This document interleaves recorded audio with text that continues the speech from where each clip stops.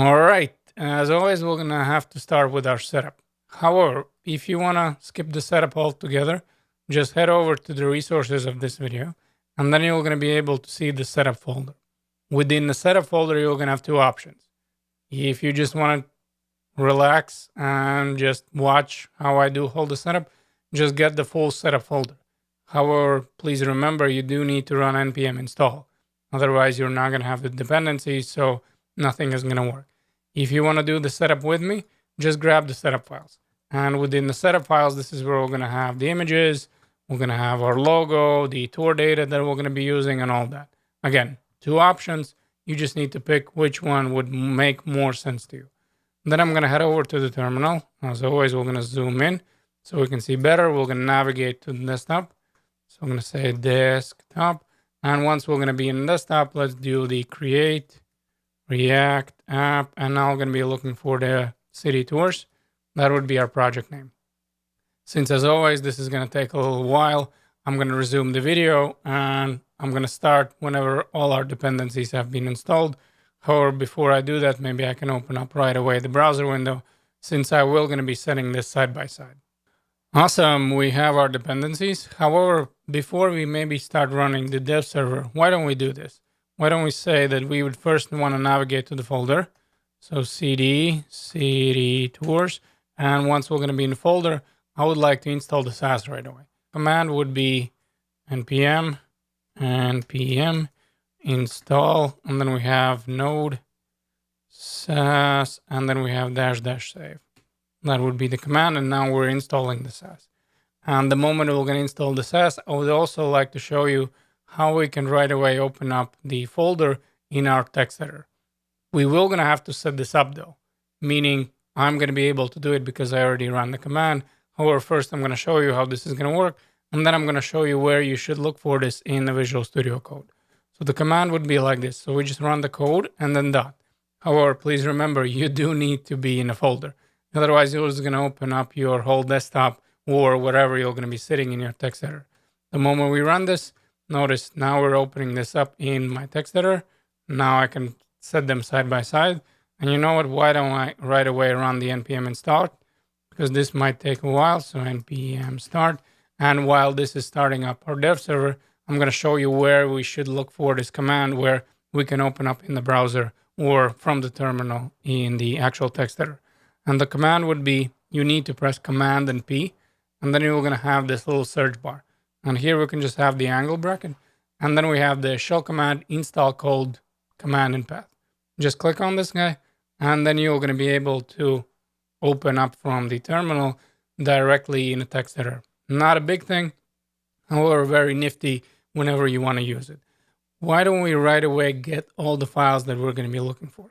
Or in this case, it is important where you place them, because throughout the project, it's not going to make sense if you have them somewhere else. So first and foremost, we're going to have the public. In the public, I would want all my images. So I'm just going to drop this images folder. And that would be for the public one. Then for the source, I would want this logo. So I'm going to grab this logo and get it here. It says right now, well, there is already logo. Yeah, but I don't care. This would be the React logo. We're going to be getting our own logo. As well as we might as well get the tour data. It doesn't really matter where we place it. Again, this would be just a file with all our tours. This could be anything you would like. In my case, I just set it up as an array. And then within the array, we just have all kinds of tour information. You can add more tours if you want. You can add less tours if you want. However, this is important where this is going to be located, meaning that this is going to be pointing to a images folder. That's the reason why it's important to have that images folder right here within the public. But obviously, I'm going to cover this as we're going to start working with this. Okay, so this would be our initial setup.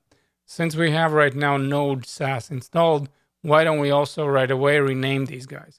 Because now these are not going to be the typical CSS files. In fact, they're going to be the SaaS ones.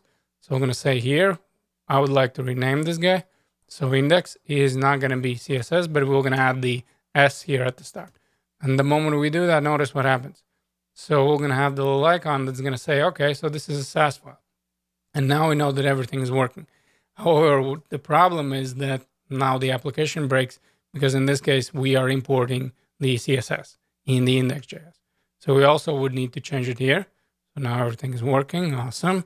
Then we're going to do the same thing with an app CSS. So I'm going to say, okay, we would like to rename you. And then this is going to be again Sass. However, in this case, we can also delete everything that we have in the app CSS. I don't care, meaning the Sass file for the app. And you know what? In the app, at the moment, I don't know. There's a bunch of things that actually we don't need and we're not going to be using. So for now, we can get rid of the logo because we're going to be using this in an app bar. And why don't we delete everything here? I'm just going to say something like this, that this is going to be our application. So our current app. Again, nothing really fancy because we were going to set up everything here later on as we have our components. So let me add one more time the S for the app. Otherwise, this is not going to be working. And at the moment, we have at least a working application, meaning that it is not nowhere close where we need to be. However, our application didn't break. Okay. So what do we have next? Before I start doing anything within the index Sass file, I would like to get my Google fonts as well as Font Awesome. And where we're going to do that is going to be in our public folder. However, before we go to the public folder, I would like to head over to Google Fonts, and you can just, as always, Google it, meaning write it in a Google Fonts. And the first link is going to be the actual Google Fonts. And then within the Google Fonts, I'm going to go for Open Sans. So I'm just going to get these fonts. I'm not going to get any custom things. You can obviously download if you want. I'm just going to go with the normal one. And the way I'm going to embed it is just using the link. And this is where we're going to be heading over to our public folder. And then within the public, we're going to be looking for the index. In the index, first of all, we can change it, the name. We can say city tours. So that's going to be something we're going to be using, as well as now we would like our Google fonts. So let me add the comment of Google fonts. And while we're still adding the comments, why don't we do the font awesome? Because that's going to be the next thing that we're going to be using for our icons. So I'm going to say font awesome, something like this. And then we're going to be copying, pasting our Google fonts, as well as we right away can go to font awesome. However, don't close the Google fonts. There's something we're going to need in our Sass file as well. And here within the font awesome, we have right away start using free.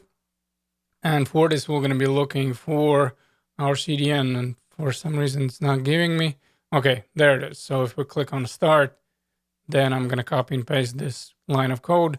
And this is going to be our content delivery network, where once we copy and paste it, this should give us our font awesome. I'm not going to test it. Hopefully everything works fine. If not, then the moment we're going to start working with font awesome, if something doesn't work, we can always swing back and fix that. Now, what I would like to do right now is not care about the Sass.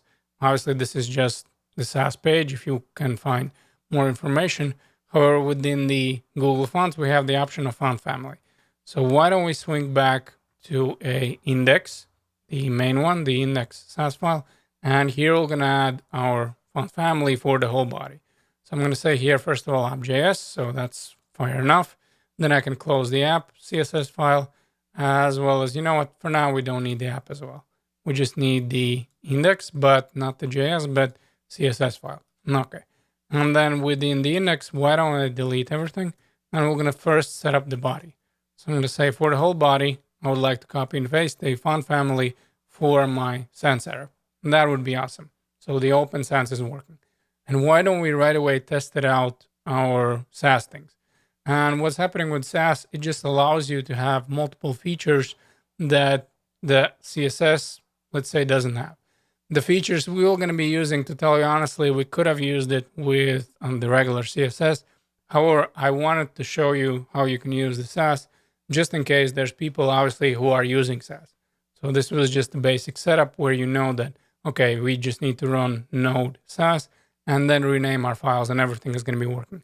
Because the only thing we're going to be using is the variables, because I find it easier to have my colors in the variables. And that way, this is not annoying where I don't have to retype the hex colors.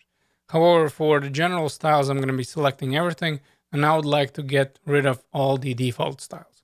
So for this, I'm going to say margin is going to be all 0. So margin all around 0. Then we can have some padding all around, also maybe 0, as well as we can have some box sizing. And we're going to set this box sizing to a border box. The reason for this box sizing is very simple. If you're going to be, let's say, adding something to element, some kind of padding, and if you set some kind of width already for this element, the element is going to go bigger. However, with box sizing, the padding is going to be applied to the actual element. How this is going to work, let's say that you're going to have some kind of element, 200 pixels, and if you're going to apply the padding, in fact, the element is going to get bigger. However, with box sizing, the element are going to stay 200 pixels. For example, of course, not all the elements are going to be 200 pixels, but I'm just giving you an example, which is very neat because then this is not going to mess up your layout. And this is pretty typical reset that you usually see as you're working with a browser default styles. And what else we would like to do is setting up these variables. So here I'm going to say like this, that I'm going to be looking for my color. And in my case, I'm going to call this main black, something like this. And now I would like to set this up. So I'm going to say that, yeah, okay, so the color is going to be hashtag 222. And then let's create a few more. So we're going to have 4 total. So let me copy and paste it. So not all of them obviously are going to be main black. We will going to delete them. And we're gonna have different namings. So let's say for the second one, we're gonna say main green. Then for the third one, I would like to have the main white. And for the fourth one is gonna be main gray. That should be my setup. And here we can maybe write with E. Doesn't really matter how you're writing, but I'm just gonna stick with E. And then the main black would be 222. The main green one is gonna be hashtag 8. B, no, sorry, 8, 2, B, and we have 3, 4, 0. That's going to be my green one. For the main white, FFF, and then for the gray one, let's do EC, EC, EC. And just to show you how this is going to be working, why don't we do the body? And let's say here for the background, let's work with the gray one. So in this case, not the bottom, sorry, not the bottom, the background is going to be gray. So let's write that we would like to select, first of all, our variable. Again, we're going to have $sign, and now I'm going to be looking for whatever color I would like. So why don't we go with the gray one? And for the color, let's try the green one. Again, we're just going to be testing it out whether our variables work. And if they work, we're obviously going to reset this to some kind of little bit traditional colors. Well, let's do main green. And the moment we save it, we see that everything's working.